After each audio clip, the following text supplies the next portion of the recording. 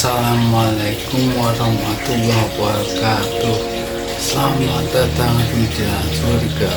Semoga istiqomah kali ini yang dibuatkan Ustaz Abu Hurairah bisa membuat tebal keimanan kita kepada Allah.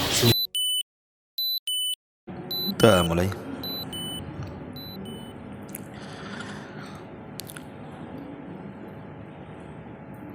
Bismillahirrahmanirrahim. Assalamualaikum warahmatullahi wabarakatuh. Bihamdillahi wassalatu wassalamu ala rasulillah wa ala alihi wa sahbihi wa mawalah wa la hawla wa la quwata illa billahi wa ba'du.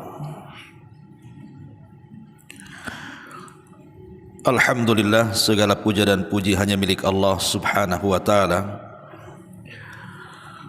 Salawat dan juga salam kita hadiahkan kepada Rasul kita Nabi besar Muhammad sallallahu alaihi wa ala alihi wasallam.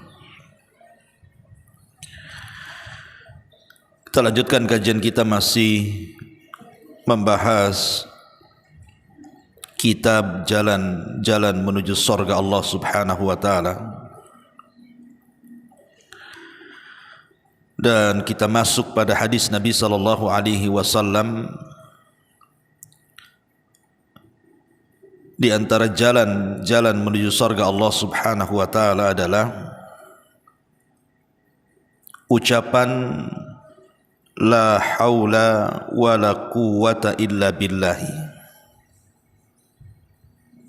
Tidak ada daya dan kekuatan kecuali semua milik Allah subhanahu wa ta'ala. Disebutkan dalam hadis Nabi sallallahu alaihi wasallam, satu malam Nabi sallallahu alaihi wasallam pernah diisrakan oleh Allah subhanahu wa ta'ala. Jadi peristiwa ini terjadi pada saat peristiwa Isra dan Mi'raj. Kemudian Nabi sallallahu alaihi wasallam melewati Nabi Ibrahim alaihi salatu wassalam. Maka Nabi Ibrahim alaihi salatu wassalam bertanya kepada malaikat Jibril yang membawa Nabi, "Man ma'aka ya Jibril?" Siapa yang bersamamu wahai Jibril? Maka malaikat Jibril mengatakan, Muhammadun, aku bersama Muhammad. Maka Nabi Ibrahim alaihi salatu wassalam berkata kepadanya, Mur ummataka falyukthiru min ghirasil jannati fa inna turbataha tayyibatun wa arduha wasi'atun. Maka Nabi Ibrahim mengatakan kepada Nabi sallallahu alaihi wasallam, perintahkan pada umatmu wahai Muhammad untuk membiasakan memperbanyak zikir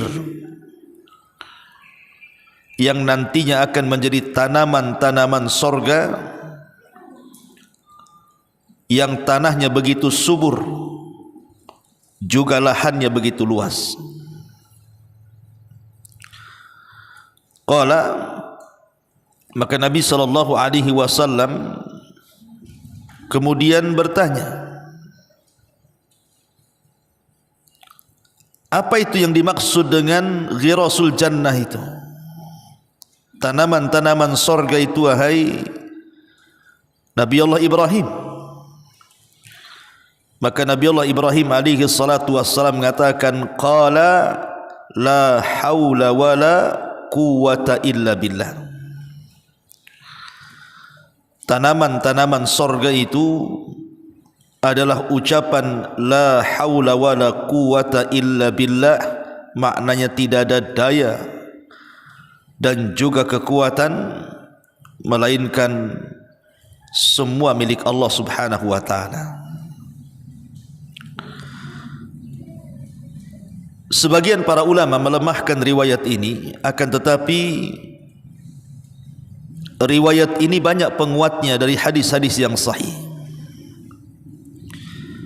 Di antaranya adalah perkataan Nabi SAW kepada Abdullah ibn Qabas, Abdullah ibn Qais. Kata Nabi SAW, "Ya Abdullah, ala adulluka ala kanzin min kunuzil jannah." Wahai Abdullah ibn Qais, maukah aku tunjukkan kepadamu satu simpanan dari simpanan-simpanan sorga? Qultu bala ya Rasulullah. Kata Abdullah ibn Qais, tentu wahai Rasul. Apa itu simpanan dari simpanan-simpanan sorga itu? Maka Nabi SAW mengatakan, la haula wa la quwwata illa billah. Katakan ya Abdullah ibn Qais, la haula wa la quwwata illa billah, tidak ada daya dan kekuatan kecuali milik Allah Subhanahu wa taala. Ma'asyiral muslimat yang dimuliakan Allah Subhanahu wa taala, apa makna la haula wa la quwwata illa billah ni? Kita sering mengucapkannya kan, Bu? Makna la haula wa la quwwata illa billah artinya sebagaimana yang dikatakan Al-Imam An-Nawawi rahimahullahu taala. Kata beliau, hiya kalimatu istislamin wa tafwidin. Jadi kalimat la haula wa la quwata illa billah adalah kalimat yang penuh dengan kepatuhan, yang penuh dengan kepasrahan diri kepada Allah Subhanahu wa taala. Wa annal abda la yamliku min amrihi syai'a,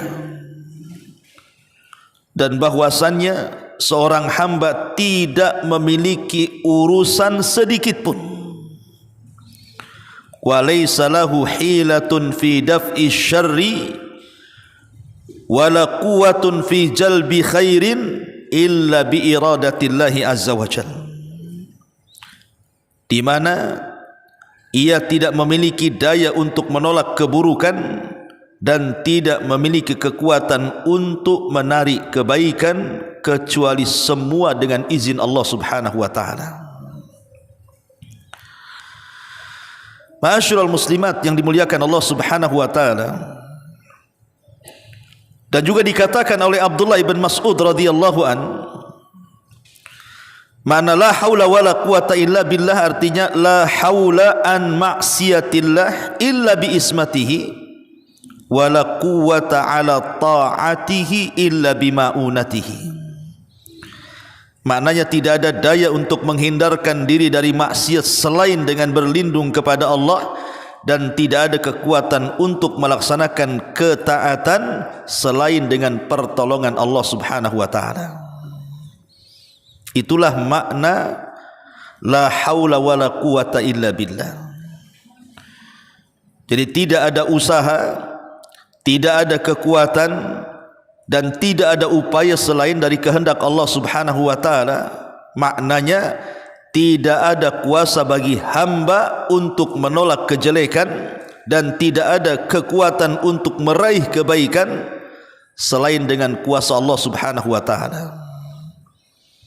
Atau lebih simpelnya, kita tidak mungkin meninggalkan sebuah maksiat kecuali karena Allah Subhanahu wa taala yang melindungi kita, dan tidak mungkin kita melakukan ketaatan kecuali semua karena pertolongan Allah Subhanahu wa taala. Jadi ibu-ibu datang ke sini untuk ngaji itu semua karena pertolongan Allah. Kemudian ketika ibu jauh daripada maksiat, tidak ghibah, tidak namimah, tidak maksiat-maksiat yang lainnya, itu bukan karena kekuatan kita mampu meninggalkan maksiat itu.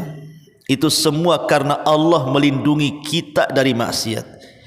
Itulah makna la haula wala quwata illa billah.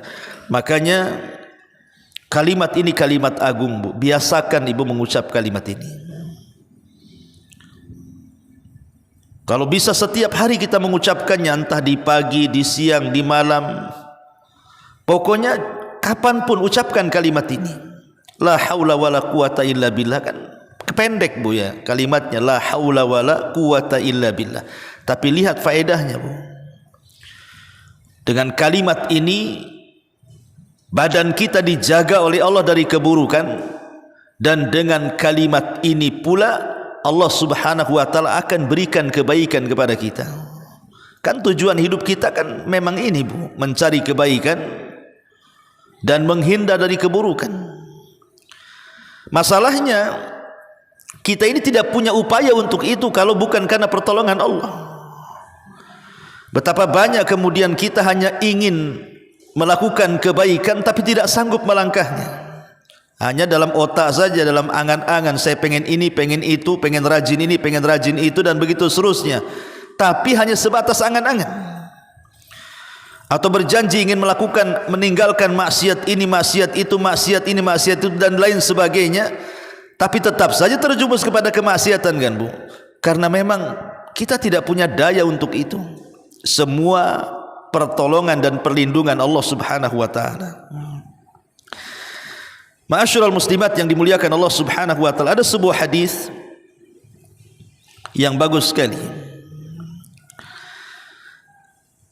Nabi SAW mengatakan, istaghfiru min la hawla wa la quwata illa billah, fa innaha tadfa'u tis'atan wa tis'ina baban minadh-dhurri adnahumul ham. Dalam sebuah hadis, walaupun sebagian ulama mengatakan riwayatnya lemah, tapi secara makna benar.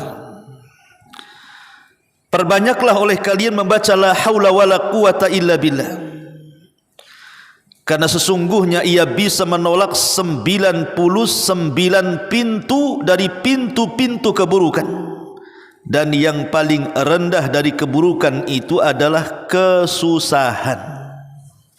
Lihat bagaimana keajaibannya Bu. Orang kalau suka membaca la haula wala quwata illa billah Bu, kita dihindarkan dari susah, rungsep, banyak masalah, banyak pikiran gitu Bu ya.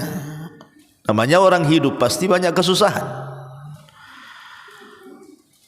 Makanya lihat secara umum sendiri zikir itu adalah menenangkan hati. Apalagi kalau zikirnya adalah ucapan la haula wala quwata illa billah. Ibu dari sini pulang saja la haula wala quwata illa billah, la haula wala quwata illa billah, sampai rumah dah berapa tuh kalimat la haula wala quwata illa billah ibu baca tuh. Dan itu bisa menghilangkan kesulitan dan juga kebimbangan dalam hidup kita. Baik, kita akan sebutkan keutamaannya, nanti kita jabarkan sedikit tentang faedahnya. Ma'asyiral muslimat yang dimuliakan Allah Subhanahu wa taala. Yang pertama, kalimat la haula wala quwata illa billah adalah bekal kita menuju surga. Kalimat itu Bu, bukan kalimat biasa la haula wala quwata illa billah itu. Itu bekal kita masuk surga tuh. Berdasarkan hadis tadi, perkataan Rasul kepada seorang sahabat Nabi SAW namanya Abdullah ibn Qais kan. Apa kata Rasul? Wahai Abdullah ibn Qais, maukah kutunjukkan kepadamu satu simpanan dari simpanan-simpanan surga? Maka kemudian beliau mengatakan, tentu wahai Rasul. Maka Rasul mengatakan, kalau gitu perbanyak ucapan la haula wala quwata illa billah. Ini yang pertama. Yang kedua, meningkatkan rasa ketaatan kepada Allah Subhanahu wa taala dan mampu meninggalkan kemaksiatan kepada Allah Azza wa Jalla. Sebagaimana tadi ucapan Abdullah ibn Mas'ud radhiyallahu an ketika memberikan pemahaman makna la haula wala quwata illa billah, kata beliau, la haula am ma'siyatillah illa bi ismatihi wala quwata an ala ta'atihi illa bi ma'unatihi. Tidak ada daya untuk menghindarkan diri dari maksiat selain karena perlindungan Allah, dan tidak ada kekuatan untuk melaksanakan ketaatan kecuali karena pertolongan Allah Subhanahu wa taala. Jadi orang yang suka membaca la haula wala quwata illa billah bu, maka akan meningkatkan taat kita kepada Allah, ibadah kita kepada Allah, dan lebih bisa menghindarkan kita dari maksiat kepada Allah Subhanahu wa taala. Yang ketiga, kalimat la haula wala quwata illa billah bisa melindungi kita dari bahaya, bisa melindungi kita dari bahaya. Satu ketika di zaman dulu bu,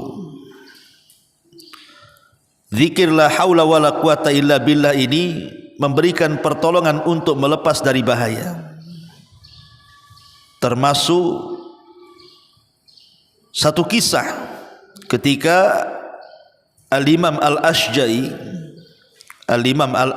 rahimahullahu ta'ala radhiyallahu anhu.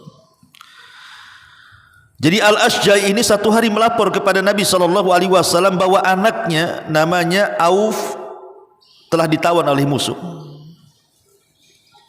Jadi anak Al-Ashja'i itu namanya Auf, itu ikut dalam pertempuran dan Allah takdirkan kena tawan dia sama musuh. Maka kemudian Rasulullah SAW berpesan kepada Al-Ashja'i ini agar Al-Ashja'i mengutus seseorang untuk membebaskan anaknya. Kemudian Nabi SAW berpesan untuk memudahkan supaya Auf anaknya dibebaskan dan bisa melakukan pembebasan itu, maka Rasul berpesan kepada Al-Ashja'i ayahnya untuk memperbanyak ucapan la haula wala quwata illa billah. Maka akhirnya kemudian Al-Ashja'i radhiyallahu an terus membaca la haula wala quwata illa billah, dan Allah takdirkan anaknya bisa dibebaskan dari musuhnya. Lihat. Maka ini bisa kita praktekkan bu, kalau ibu lagi kesulitan, lagi ada masalah. Kadang-kadang masalah ini berat untuk kita hadapi. Kemudian kita ragu-ragu apakah masalah ini bisa diselesaikan atau tidak. Kenapa kita tidak minta kepada Allah pertolongan? Bukankah Allah yang membuat masalah, Allah juga yang akan mengurai masalah kan? Jadi sebelum kita melangkah untuk menyelesaikan masalah itu bu, ibu biasakanlah membaca la haula wala quwata illa billah, la haula wala quwata illa billah. Ya. Mudah-mudahan kalimat itu dengan penuh keyakinan kita bacakan, Allah urailah masalah yang sedang kita hadapi ini. Karena kalau seandainya masalah itu kita hadapi sendirian bu, walaupun kecil tidak mungkin teruraikan. Tapi masalah kalaupun besar, tapi kalau Allah ikut campur menolong kita, melindungi kita dan membimbing kita, maka dipastikan masalah besar kecil bagi Allah Subhanahu wa taala untuk diselesaikan. Lihat bagaimana kekuatan kalimat la haula wala quwata illa billah. Ma'asyiral muslimat yang dimuliakan Allah Subhanahu wa taala. Kemudian yang keempat. Yang keempat,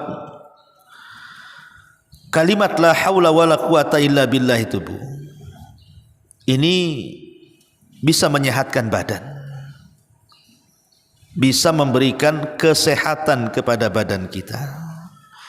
Jadi kalau ibu sakit-sakitan, entah sakit apa sajalah yang membuat badan kita lemah bu, ya, maka zikir yang pas untuk orang sakit itu bu, itu kalimat la haula wala quwata illa billah.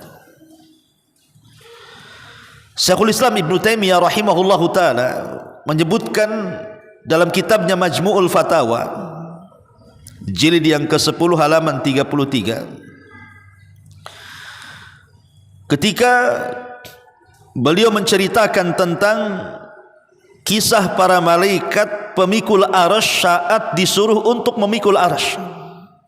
Kata beliau, innal malaikata lama umiru bihamlil arsy qalu ya rabbana kaifa nahmilu arsyaka wa alaihi azamatuk wa jalaluk faqala qulu la hawla wa la quwata illa billah falamma qalu hamaluhu. Apa kata Ibnu Taimiyah rahimahullahu taala sebagaimana dikutip dalam kitab Al-Wabil As-Sayyib karena karya Imam Ibnul Qayyim rahimahullahu taala halaman ke-77. Kata Imam Ibnul Qayyim, aku mendengar guruku Ibnu Taimiyah mengatakan, sesungguhnya para malaikat ketika mereka diperintahkan untuk memikul arsy, para malaikat mengatakan, ya Rabb kami, macam mana kita memikul arsy-Mu? Sementara itu keagungan-Mu dan kemuliaan-Mu, aku tidak sanggup untuk memikulnya, makhluk sebesar itu. Maka Allah Subhanahu wa taala katakan, ucapkan oleh kalian la haula wala quwata illa billah. Tidak ada daya dan kekuatan kecuali milik Allah. Maka para malaikat pemikul arsy mengatakan la haula wala quwata illa billah. Tiba-tiba Allah berikan kekuatan kepada malaikat-malaikat itu dan mereka sanggup memikul arsy Allah sampai hari ini, bahkan sampai kiamat. Arsy Allah Subhanahu wa taala itu, Bu, adalah makhluk yang pertama yang Allah ciptakan. Sebelum Allah menciptakan yang lainnya, belum ada bumi, belum ada langit, belum ada apa-apa. Makhluk yang pertama kali diciptakan itu arsy, Arsyur Rahman. Kemudian setelah Allah Subhanahu wa taala ciptakan arsy-Nya, sebagai gambaran, Bu, Nabi SAW pernah mengatakan, kalau kita mau membandingkan besarnya langit dengan bumi, maka ibu masuk ke padang pasir. Ibu kalau pernah jalan di padang pasir itu, Bu, padang pasir itu seolah-olah pandangan tak bertepi, Bu. Sama dengan orang kalau berada di tengah laut kan, Bu, seolah-olah kok nggak ada daratan. Begitu juga tuh padang pasir itu. Kalau kita berada di tengah-tengah padang pasir itu seolah-olah tidak ada lautan, semua padang pasir. Kemudian setelah ibu berada di tengah-tengah padang pasir, ibu lepas cincin ibu di tangan tuh. Kemudian diletakkan cincin itu di tengah padang pasir. Kata Rasul, padang pasir itu langitnya, cincin yang diletakkan itu buminya. Itulah kalau ingin tahu perbandingan bumi dengan langit. Tapi kalau seandainya kemudian bumi dan langit itu disatukan, kemudian dibandingkan dengan besarnya kursi, maka itu sama dengan cincin diletakkan di tengah-tengah padang pasir. Kursinya itu padang pasirnya, cincinnya itu langit buminya tuh.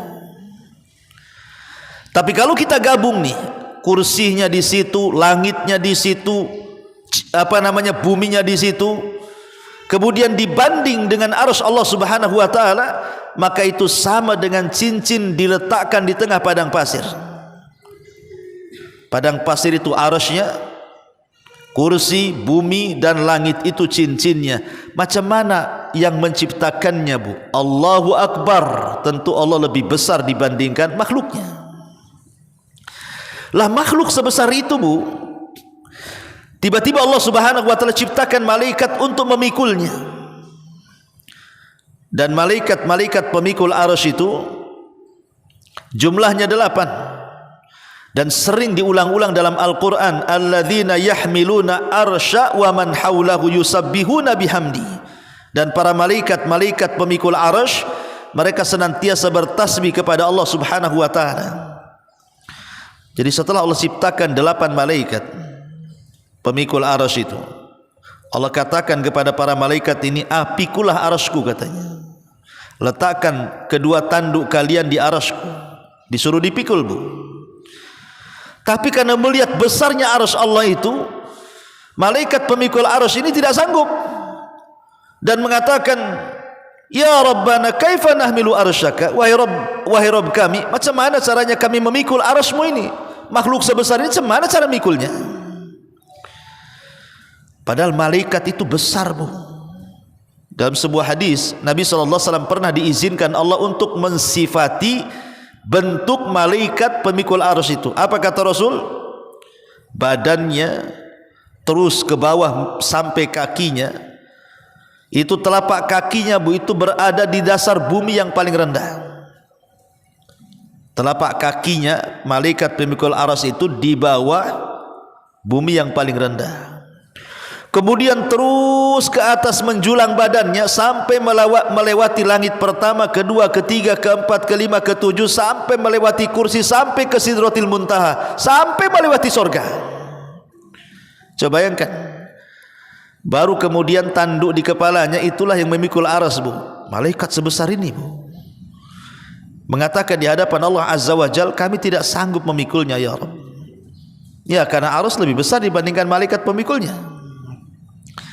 Tetapi Allah Subhanahu wa taala ajarkan kalimat la haula wala quwata illa. Ketika malaikat pemikul aras ini mengucapkan kalimat la haula wala quwata illa billah, tiba-tiba datang kekuatan dan mereka sanggup memikul aras sampai hari ini, bahkan sampai kiamat dibangkitkan. Kata Imam Ibnul Qayyim rahimahullahu taala,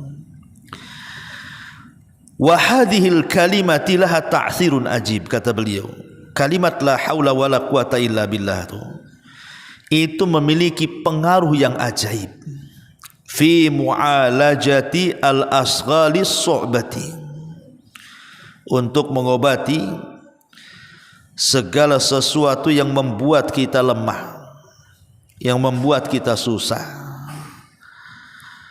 Artinya bisa kita ambil faedah dari perkataan Ibnu Taimiyah dan juga Imam Abdul Qayyim ini, Bu, bahwa kalimat la haula wala quwata illa billah ini bisa memberikan kekuatan kepada kita, asal ibu yakin saja.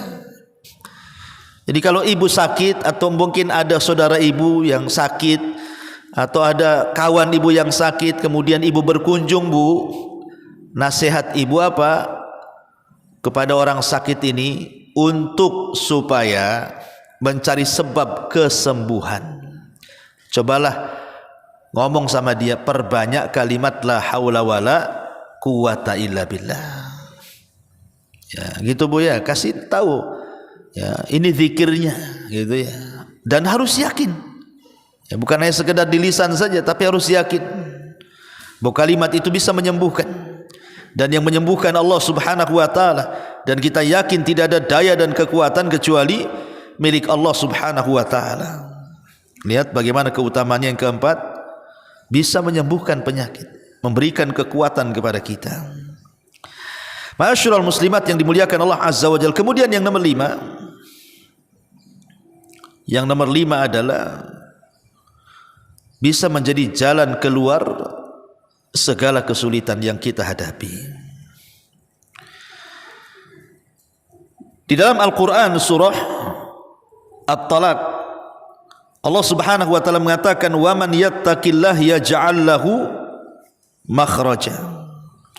Dan barang siapa yang bertakwa kepada Allah, maka Allah akan menjadikan baginya jalan keluar. Dan zikir la haula wala quwata illa billah, kata para ulama, adalah salah satu zikir untuk mempermudah mencari jalan keluar dari segala kesusahan. Ibu sulit ekonomi, baca la haula wala quwata illa billah. Kesehatan bermasalah, baca la haula wala quwata illa billah. Diuji dengan rumah tangga yang tidak benar, baca la haula wala quwata illa billah. Ada masalah dengan tetangga, la haula wala quwata illa billah. Terus baca ucapan ini. Ini kalimat yang ajaib masalahnya, kata Imam Ibnul Qayyim tadi itu. Bukan kalimat biasa, asal yakin saja. Ya. Kemudian juga yang keenam, bisa mengalahkan musuh. Bisa mengalahkan musuh. Masyaallah muslimat yang dimuliakan Allah Subhanahu wa taala, karena ada kisah zaman dulu. Jadi ada satu kisah tentang seseorang yang bisa mengalahkan musuh Allah ketika hendak berperang. Musuh ini tidak susah untuk dikalahkan, Bu. Tetapi kemudian pasukan-pasukannya disuruh untuk membaca zikir la haula wala quwata illa billah. Maka dikisahkan ada seorang alim namanya Khubayb ibn Salamah rahimahullahu ta'ala, di saat menghadapi musuh atau mengepung sebuah benteng, maka dia sangat senang memperbanyak la haula wala quwata illa billah, karena setelah itu selalu datang kemenangan bagi mereka. Makanya, Bu, kalau seandainya ada orang yang hasad kepada ibu, Ada orang yang dengki, tidak suka dengan ibu, itu kan namanya musuh namanya. Maka untuk menghadapi orang-orang seperti ini kan susah, Bu. Ibu ini hidup di tengah-tengah masyarakat. Kadang tetangga kiri, kanan, depan, belakang. Kadang ke kiri ini bisa sampai 10 rumah, 12 rumah, 13 rumah, ke kanan juga gitu, ke depan juga gitu, ke belakang juga gitu kan, Bu. Dari sekian tetangga-tetangga kita yang hasad kepada ibu, kan ibu tak tahu siapa satu yang hasad itu, yang dengki dengan ibu kan tidak tahu, Bu. Bisa saja mereka musuh dalam selimut. Sehingga ketika musuh itu tidak tampak dan tidak tahu bagaimana cara menghadapinya, Bu, serahkan kepada Allah Subhanahu wa taala. Biar Allah yang menghadapi orang yang hasad itu. Biar Allah yang menghadapi orang yang dengki dengan kita itu. Dengan cara apa? Minta kepada Allah agar Allah menghadapinya dengan cara membaca atau memperbanyak bacaan la haula wala quwata illa billah. Ya, jadi menghadapi musuh dengan kalimat la haula wala quwata illa billah. Ini yang kemudian juga dijelaskan oleh para ulama. Ma'asyiral muslimat yang dimuliakan Allah Subhanahu wa taala, bahkan kalimat la haula wala quwata illa billah juga adalah bagian daripada zikir yang diajarkan kepada kita sebelum tidur kita kan. Namanya zikir an-naum, adzkarun naum namanya. Berdasarkan hadis Abu Hurairah radhiyallahu anhu. Kata Nabi sallallahu alaihi wasallam, "Man qala hina ya'wi ila firashihi," barang siapa yang berzikir sebelum menginjak pembaringannya, la ilaha illallah wahdahu la syarikalah lahul mulku wa lahul hamdu wa huwa ala kulli syai'in qadir wa la haula wa la quwata illa billah subhanallah walhamdulillah wa la ilaha illallah wallahu akbar ghufirat lahu dhunubuhu, maka dosa-dosanya akan diampuni. Wa in kanat mithla zabadil bahri, walaupun dosa ibu itu sebanyak buih yang ada di lautan. Subhanallah ya, Bu. Ibu baca doa sebelum tidur yang adalah haula wala quwata illa di situ kan. Saya ulangi, la ilaha illallah wahdahu la syarikalah lahul mulku wa lahul hamdu wa huwa ala kulli syai'in qadir wa la haula wa la quwata illa billah subhanallah walhamdulillah wa la ilaha illallah Allahu akbar. Nah, ini baca ini sebelum tidur tuh. Maka bangun tidur, Bu, ibu sudah enggak punya dosa lagi tuh.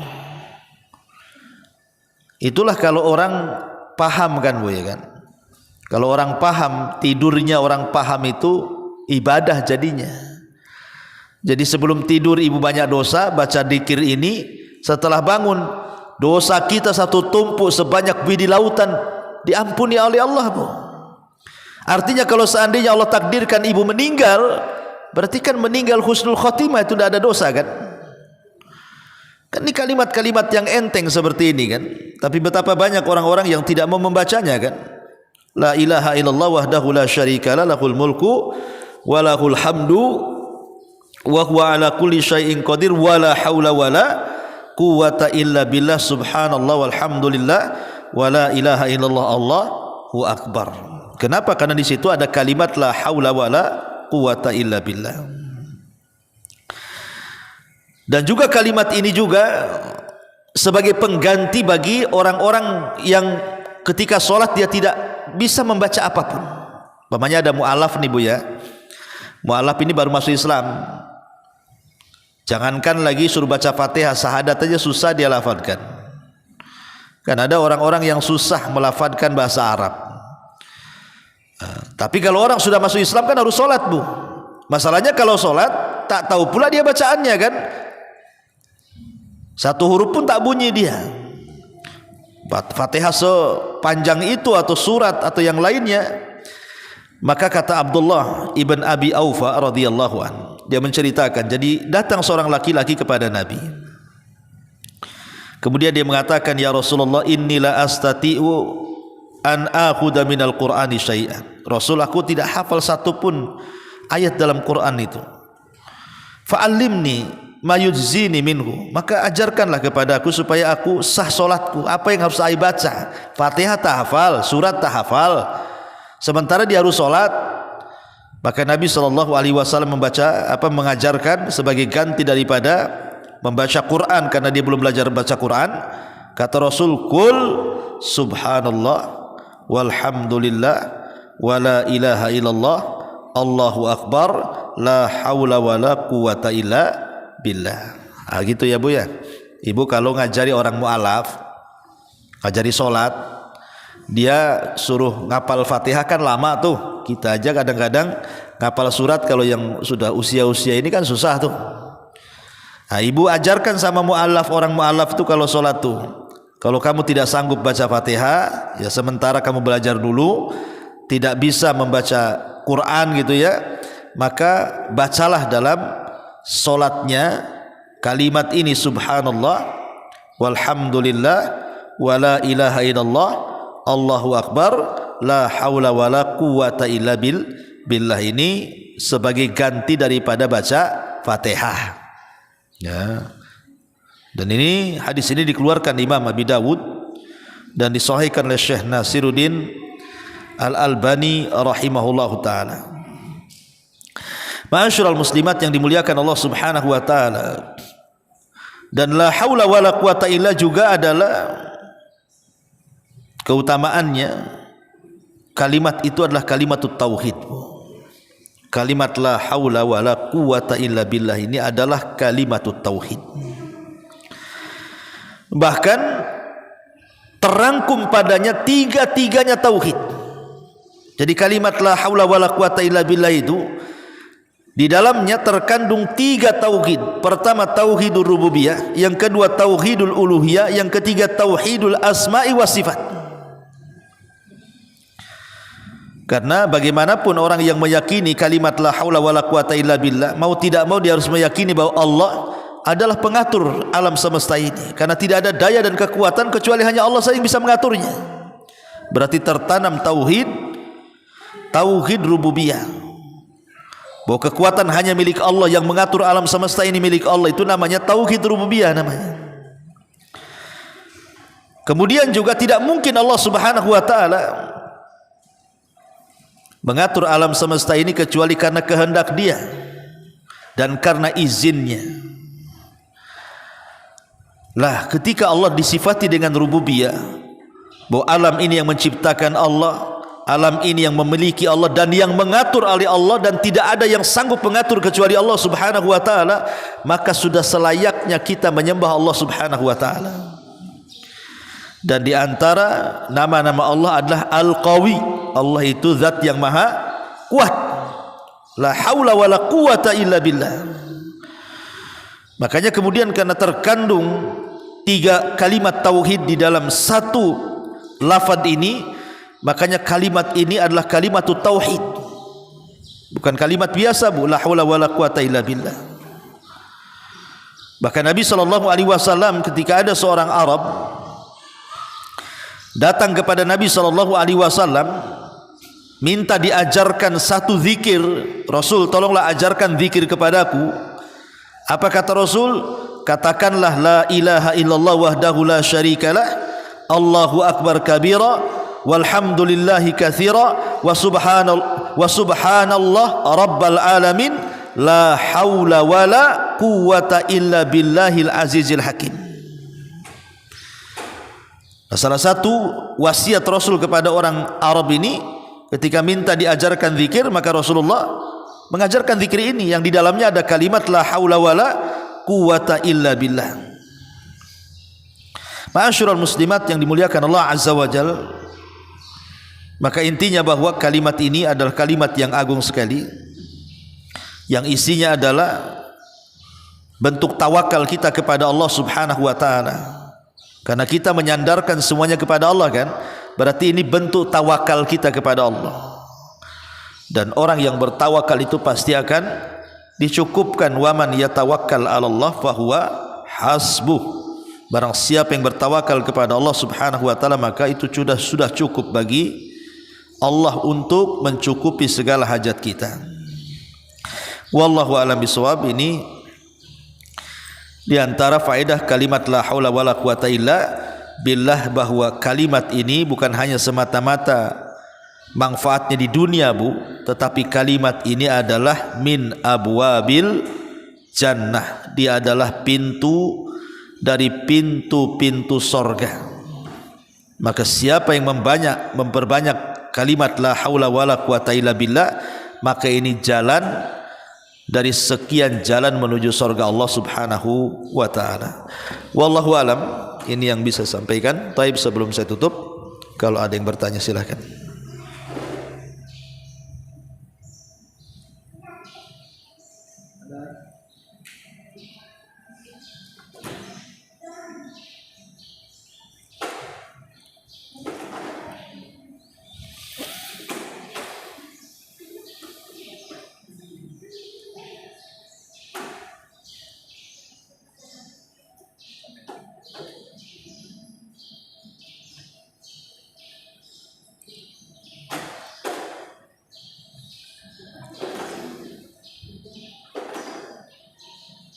Nggak ada?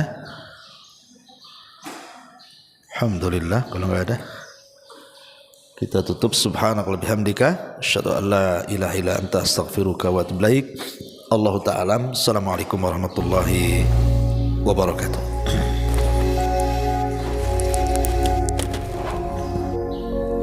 Alhamdulillah, Anda telah menyimak ceramah Ustadz Abu Humairoh. Semoga bisa memperdalam keimanan kita kepada Allah. Amin. Wassalamualaikum warahmatullahi wabarakatuh.